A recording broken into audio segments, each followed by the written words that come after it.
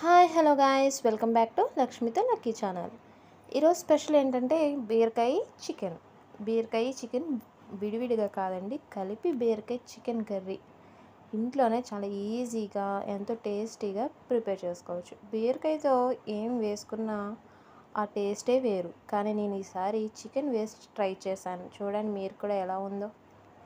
ఫస్ట్గా బీరకాయని ఇలా చిన్నగా ముక్కలు కట్ చేసుకోవాలి. అలాగే ఆనియన్స్ని, ఇలా పచ్చిమిర్చిని, చికెన్ని కూడా శుభ్రం చేసి పక్కన పెట్టుకోవాలి. చూసారా ఎలా కట్ చేసి పెట్టేసుకున్నాను. సో ఇంతలో స్టవ్ ఆన్ చేసి కళాయి పెట్టేసి అందులో 3 టేబుల్ స్పూన్ వరకు ఆయిల్ వేసుకోండి. అది హీట్ అయ్యాక మొత్తం మనం కట్ చేసి పెట్టుకున్న చికెను, బీరకాయ, ఉల్లిపాయ, పచ్చిమిర్చి ఇవన్నీ అందులో వేసేయాలి. ఒకసారి వేసేయండి, కలిపేసే వేసేయండి. ఎందుకంటే అవి మగ్గితే ఆ టేస్ట్ అంతా దాంట్లోకి దిగుతుందన్నమాట. సో చికెన్ వాటర్, బీరకాయ వాటర్, సో ఇవన్నీ దిగుతుంది కదా. సో ఆ కర్రీ ఇంకా టేస్ట్గా ఉంటుంది. సో అన్నీ ఒకసారి వేసుకుని బాగా మగ్గించుకోండి. త్వరగా మగ్గాలంటే వెంటనే మనం వేసేసేది ఏంటి, సాల్ట్. సో మనకు టేస్ట్కి తగ్గ సాల్ట్ కూడా యాడ్ చేసేయండి. సో సాల్ట్ కూడా వేసేసిన తర్వాత మగ్గనివ్వండి. అందులో వాటర్ అంతా బాగా బయటకు వచ్చేయాలి. సో అంతలా మగ్గబెట్టుకోవాలన్నమాట.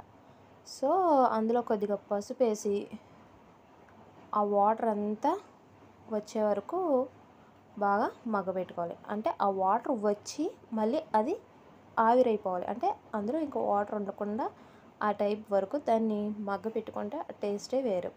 సో ప్లేట్ పెట్టేసి అలా మగ్గనిద్దాం. చూడండి 2 మినిట్స్కి వాటర్ ఎలా బయటకు వచ్చినాయో. సో ఈ వాటర్ అంతా ఇంకిపోవాలి, అంటే ఎవాపరేట్ అయిపోవాలి. సో ఆ మొత్తం ఎగిరిపోవాలి. సో మూత పెట్టేసి బాగా ఎగిరే వరకు ఉంచండి.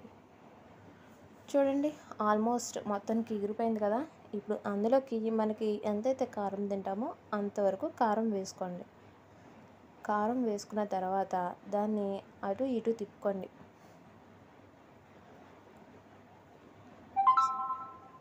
సో తిప్పుకున్న తర్వాత అందులోకి కొద్దిగా మళ్ళీ వాటర్ యాడ్ చేయండి. అంటే ఆల్రెడీ అది సగం వరకు కుక్ అయిపోద్ది. సో ఇంకా కుక్ అవ్వాలంటే కొంచెం వాటర్ యాడ్ చేసుకోవాలి. వాటర్ యాడ్ చేసుకునే ముందు కొద్దిగా అల్లం వెల్లుల్లి పేస్ట్ వేసుకోండి. ఎంతో కాదు, ఒక 1/2 టీ స్పూన్ అల్లం వెల్లుల్లి పేస్ట్ వేసుకుంటే ఆ టేస్ట్ చాలా అంటే చాలా బాగుంటుందండి.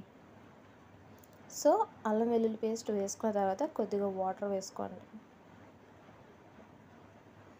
ఇంతలో నా ఛానల్ అయితే ఎవరైతే సబ్స్క్రైబ్ చేసుకోలేదో వాళ్ళైతే సబ్స్క్రైబ్ చేసుకోండి. మరిన్ని వీడియోస్ మీకోసం పెడుతూనే ఉంటాను. సో మీకు ఈ రెసిపీ ఎలా అనిపించిందో మాత్రం కామెంట్ సెక్షన్లో కామెంట్ చేయండి. సో వాటర్ వేసేసుకున్న తర్వాత మూత పెట్టేయండి. మూత పెట్టేసుకుని బాగా దగ్గరగా ఉడికించుకోండి.